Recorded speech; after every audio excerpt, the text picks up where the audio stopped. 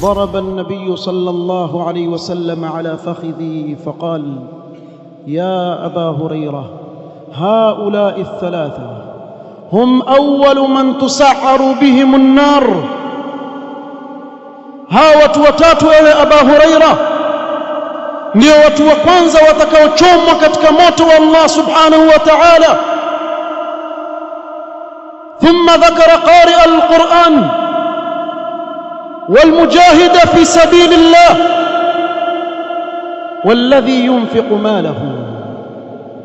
Mtume sallallahu alayhi wasallam aliwataja hawa watu watatu: msomaji Qur'an na mwanachuoni ambaye alikuwa akinyoshewa vidole katika huu ulimwengu kuwa ni mwanachuoni, na mujahid fi sabilillah, na mwenye kutoa sadaqa. hawa wote kwa sababu hawakufanya lillahi subhanahu wa ta'ala, Allah ataamrisha wataburuzwa kwa nyuso zao ndani ya moto wa jahannam. وقدمنا إلى ما عملوا من عمل فجعلناه هباء منثورا. amali zao kesho mbele ya Allah subhanahu wa ta'ala zitakuwa ni kama mfano wa vumbi lililopigwa na upepo. hawatapata chochote mbele ya Allah subhanahu wa ta'ala. وبدا لهم من الله ما لم يكونوا يحتسبون.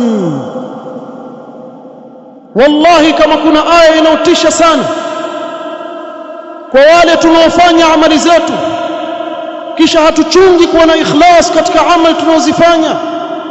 isikilize hii aya: wabada lahum min Allahi ma lam yakunu yahtasibun.